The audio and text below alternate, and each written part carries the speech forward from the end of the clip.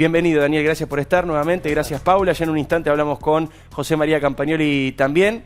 Sus opiniones, un honor tenerlos acá. Agregar a la lista algo muy importante, que fue la ley llamada de democratización de la justicia, y que fue declarada inconstitucional por la Corte Suprema, porque lo que se pretendía es que los candidatos de los jueces fueran abrochados en las boletas de los partidos políticos. La total politización del Consejo de la Magistratura, entre otras cosas, pero eso era grosero. En ese momento apoyó la oposición, cosa que ahora no está haciendo, y en parte no lo hace por ese antecedente.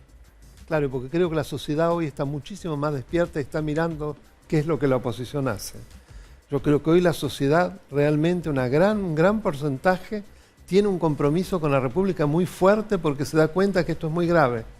Bueno, perdón. Sí, no, por favor, no.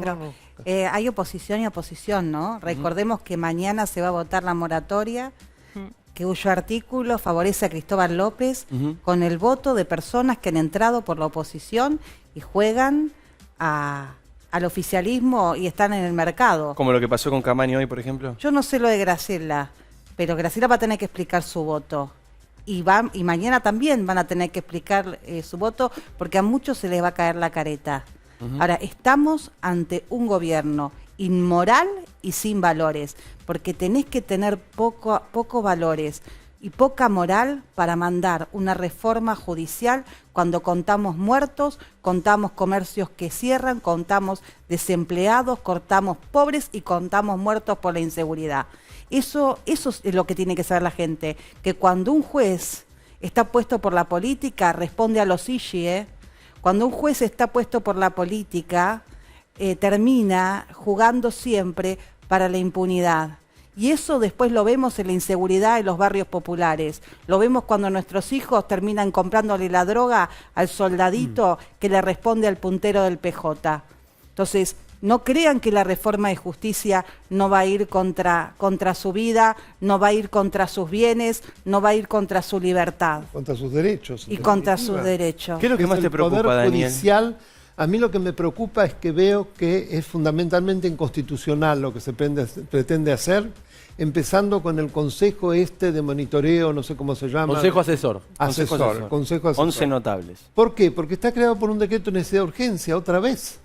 Los decretos de necesidad de urgencia solo pueden dictarse, dice la Constitución, cuando circunstancias excepcionales impiden el tratamiento que prevé la Constitución para la sanción de las leyes. Si no, el presidente lo tiene prohibido bajo pena de nulidad absoluta e insanable. Es clarísimo. Y acá el Congreso está reunido, esto no tiene ninguna necesidad de urgencia. O sea que ya el origen, la creación es inconstitucional, igual que Vicentín.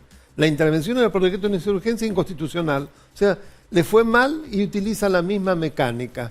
Y después, para mí, un consejo de estas características que va a monitorear a la Corte Suprema, fundamentalmente, es inconstitucional porque implica una violación al artículo 109 de la Constitución. ¿Cuál es? Que le impide al presidente de la República en ningún caso puede interferir en cuestiones judiciales.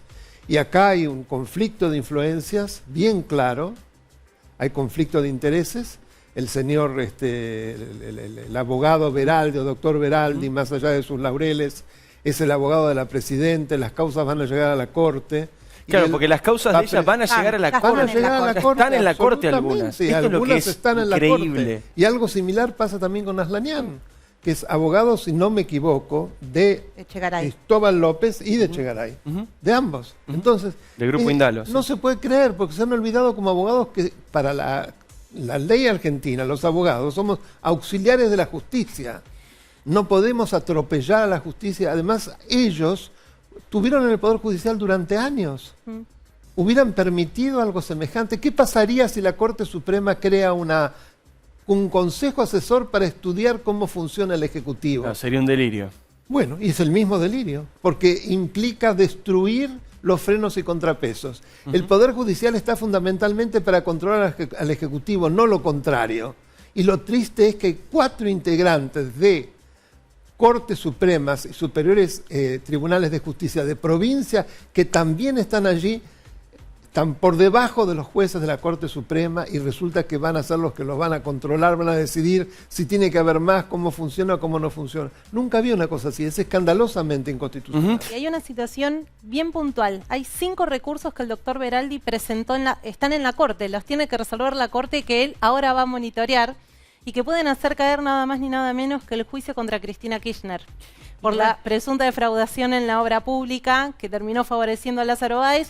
Y hoy hubo un fiscal ante un tribunal que dijo: Lázaro Báez no podría haber lavado todo este dinero si Cristina Kirchner no le daba todos estos contratos de obra pública. ¿Qué impune te tenés que sentir para poner a tu abogado en una comisión que va a definir las competencias, el alcance y la integración de los tribunales, de los jueces, los fiscales y los miembros de la Corte que te están juzgando a vos? ¿Qué nos están tomando de tontos a los argentinos? Acá lo que se está consagrando es una matriz de impunidad. ¿Y cómo llegamos acá? Porque miremos los antecedentes. Apenas asumen, retiran los pliegos 200 pliegos de sacaron de los jueces que concursaron. Después se sienta Pietragala a pedir la libertad de los delincuentes confesos, como es el caso de Jaime, funcionario de Alberto. ¿Lo echó Alberto? El No lo secretario de echó. Derechos Humanos. Ahí lo estamos viendo a Campagnoli, ¿eh? Después se Déjalo sienta, a Campagnoli, quiero que escuche todo esto, por favor. después se sienta el viceministro de Justicia, un tipo que estuvo en la CIDE, para firmar con los presos que salgan de la cárcel. Y esto lo estamos viendo las consecuencias de los presos sueltos, el delito que está subiendo en la provincia de Buenos Aires. 4.500, ¿no? Claro. Después, ¿cómo hacen? ¿Qué piden? Cambian el régimen jubilatorio. Se cargan un montón de magistrados, vacante. ¿Cómo terminan de poner la frutillita al postre? Apretando al doctor Casal y a la doctora Monti para poner en la línea, porque como no le sale lo de Rafecas, para poner en la línea a una persona de justicia legítima.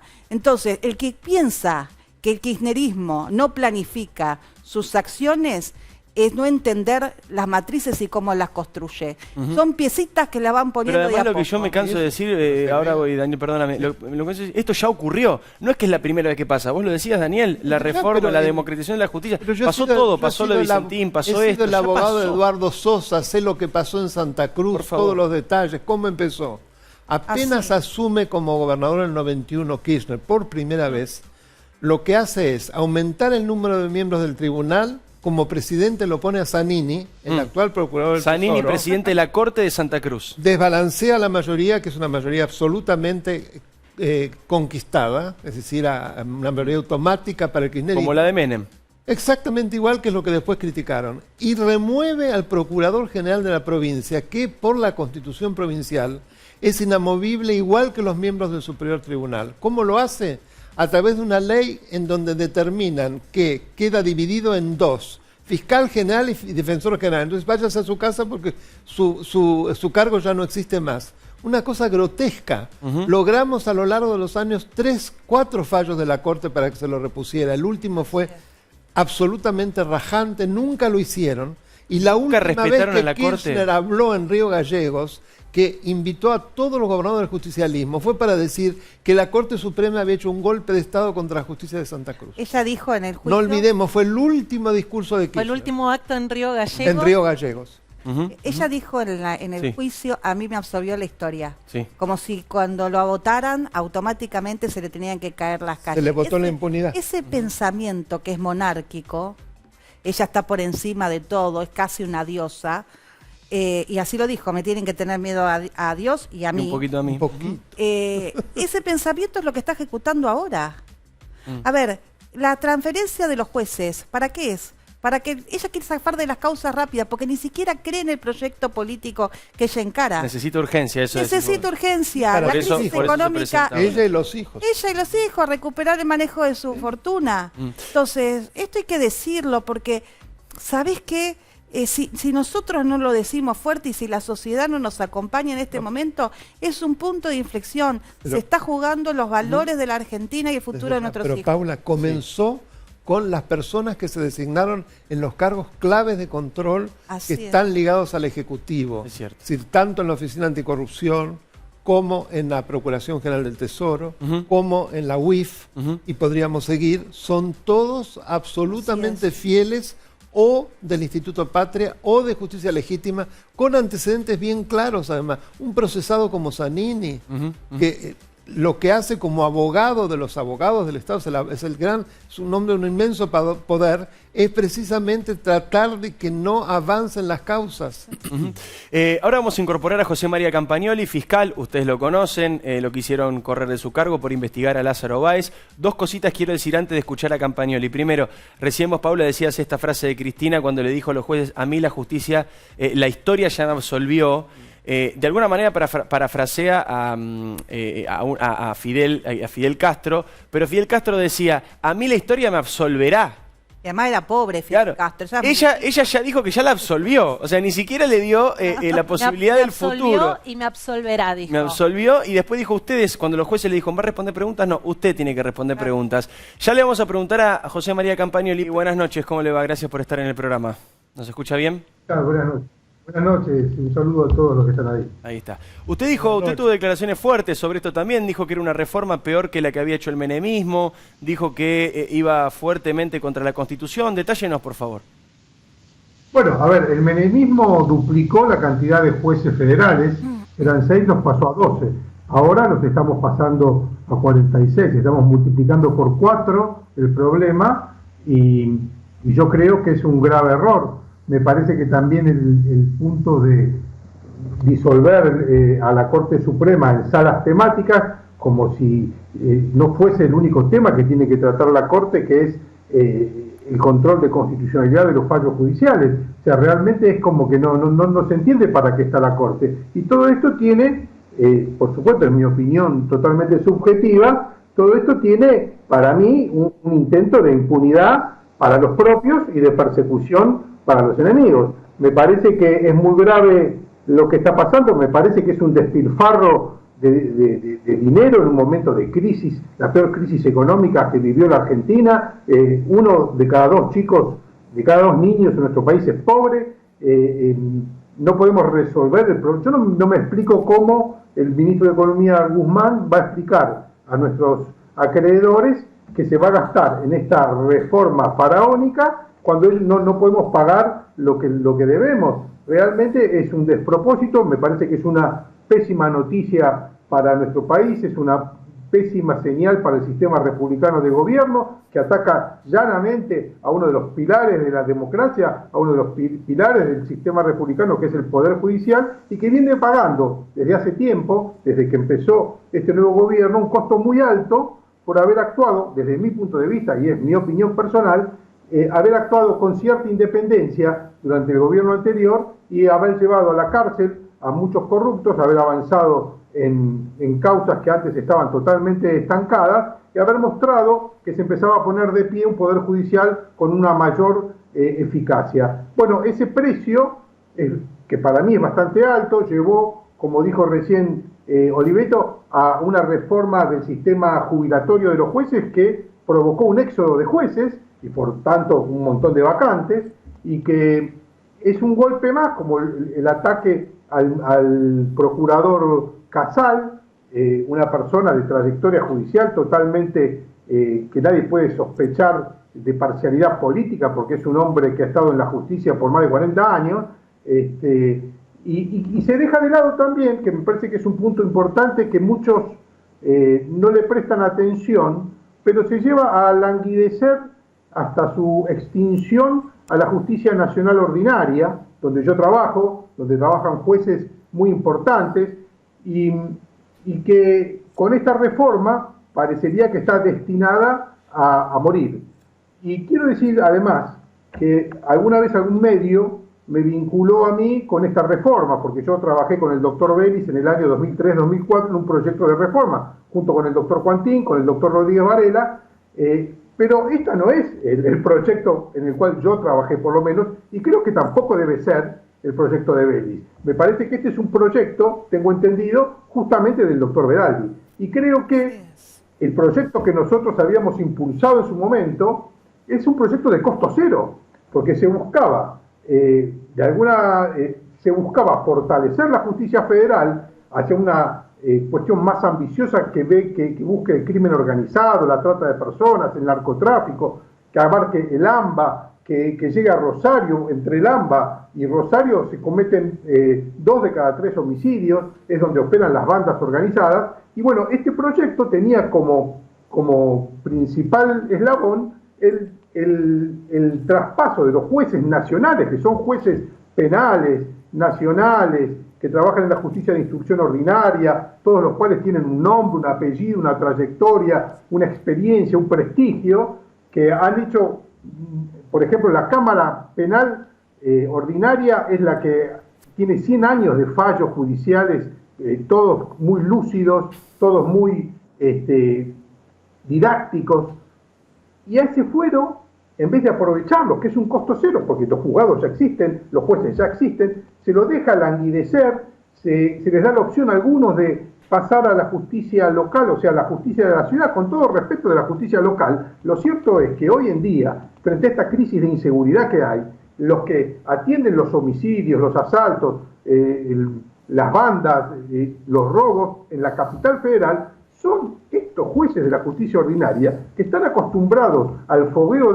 diario de juicios de flagrancia, de elevar causas a juicio, que son 30 tribunales orales, una cámara penal con 21 jueces que llegaron a ese lugar por concurso, totalmente despolitizados, y que son aquellos, y perdón si me estoy extendiendo mucho, que son aquellos que, por ejemplo, en el caso que hoy vemos que el fiscal Córdoba pide 12 años de prisión para Lázaro Báez, hace 7 años, en 22 días, con mi equipo de trabajo, con el doctor Rodríguez Varela, con mi fiscalía, pedimos la indagatoria de Lázaro Báez, hace 7 años, que es la llamada causa La Ruta del Bien Local. Y hubo una jueza muy valiente, la doctora Lanz, que no trepidó en llamar indagatoria inmediatamente a Lázaro Báez. Todo esto ocurría en pleno kirchnerismo, y todo esto tuvo como consecuencia mi suspensión, mi jury de enjuiciamiento y un montón de consecuencias para mi equipo de trabajo que fue disuelto.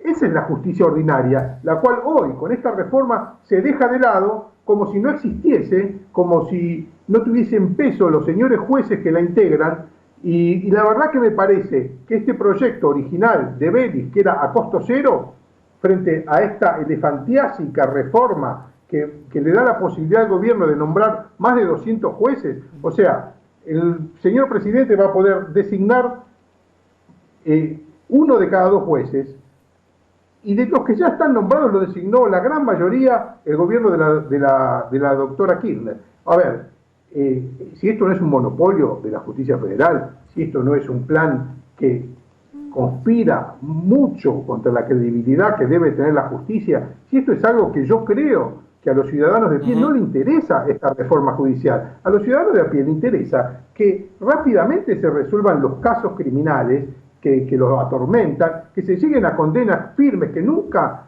queda firme una condena en este país. Eso es lo que hay que revisar, los plazos procesales. Hay que ver por qué un juez se sienta arriba del expediente y no lo tramita, por qué la casación o la corte no resuelve los recursos que tiene para que las sentencias, sean absolutorias o condenatorias, tengan una certeza definitiva. Bueno, eso es lo que no pasa. Ahora, cuadriplicar el problema, crear 46 jueces federales, con todo lo que eso cuesta, ¿no? Con todo el costo que es el sueldo de un juez, los empleados que se necesiten, la infraestructura edilicia, todo eso lo vamos a pagar, no solo los porteños, todo el país, para que haya 46 juzgados en la capital federal que hagan el mismo trabajo que están haciendo ahora, mal o bien, eso es de acuerdo al criterio de cada uno, 12 jueces federales. Me parece que esto es una muy mala noticia, como dije, para los argentinos. Y por esto quiere modificar la Corte, la justicia, para que esto no tenga condena, para que queden todos en libertad. Paula, ¿más o menos esto? Claro, todo nulo, sí. El juicio de obra pública cae OTESUR, cae los sauces. Entonces, todo lo que vimos no vimos, porque Lázaro Báez se enriqueció con la obra pública, los Kirchner se enriquecieron con la obra pública, los secretarios de los Kirchner se enriquecieron con la obra pública. ¿O en qué país un bancario se convierte en empresario, un secretario que vivía en una casita de un plan de vivienda termina comprándose 2 departamentos en el Plaza Hotel, el más caro de Nueva York, a pocos pasos de Trump? Es cierto. ¿En qué país? ¿Cómo explicas lo obvio? ¿Cómo lo que nosotros vimos, los 5 millones líquidos en una caja de seguridad, fue mentira? Los bolsos con las monjitas que vimos fue mentira. A Lázaro contando en la Rosadita fue mentira. Entonces, ¿qué lawfare? Porque ¿sabés qué? Nos desvían de la verdadera discusión. Cristina tiene que rendir cuentas, no por lo que nos contaron, sino por lo que vimos. Entonces, podrán hacer estas triquiñuelas, los panqueques que entran con uno, entran con otro, los políticos que van al mercado y se lotean. Ahora, la realidad es que la historia argentina van a quedar como una manga de corruptos que se robaron el futuro de este país. ¿Y sabes qué? También en la memoria colectiva de los argentinos no van a poder borrar lo que vimos, aunque la justicia termine con todas estas triquiñuelas logrando la impunidad. Quiero cerrar con la opinión de Daniel Sassay, que no solamente es uno de los más prestigiosos e importantes constitucionalistas, sino que además es un youtuber, el señor Sassay, porque tiene un canal de YouTube. Yo no me pongo el canal y el señor Daniel Sassay tiene un canal de YouTube. Bueno, contame un poquito de eso y cerremos con el tu origen mirada. es mi hijo, que es un artista, es un guitarrista, muy y bien. que él me convenció, venía de antes, con la pandemia me convirtió a youtuber. Me encanta. Él lo formateó, él lo armó, él sube además los videos que yo grabo explicando distintos aspectos del Estado de Derecho. Me encanta. Hay más de 30. Y bueno, ¿Cómo es Daniel Alberto Sassay en YouTube. Ahí pongo y está tu canal. Se pueden suscribir gratuitamente y ya hemos superado los 9.000 suscriptores. Me encanta, ahora con vas el a... apoyo de muchos colegas tuyos, entre los cuales tu padre. Vamos a seguir creciendo, Sí, creciendo. sí. Sí, de algún lado lo tengo a ese señor. Cortito, me estoy yendo, ya estoy repasado como siempre. Cierrecito final de lo que te parezca más importante. Quiero darme el lujo de cerrar con vos, Daniel. Que es un momento clave para la República, esto no es algo menor, es uno de los riesgos más grandes para la subsistencia del Estado de Derecho en la Argentina desde 1983. Directamente un Poder Judicial ya con muchísimos defectos, pero que se lo quiere tumbar, se lo quiere colonizar, se lo quiere convertir en un gran comodín para asegurar un plan de impunidad de la corrupción. Gracias por venir, gracias Gracias Paula, a vos. como siempre.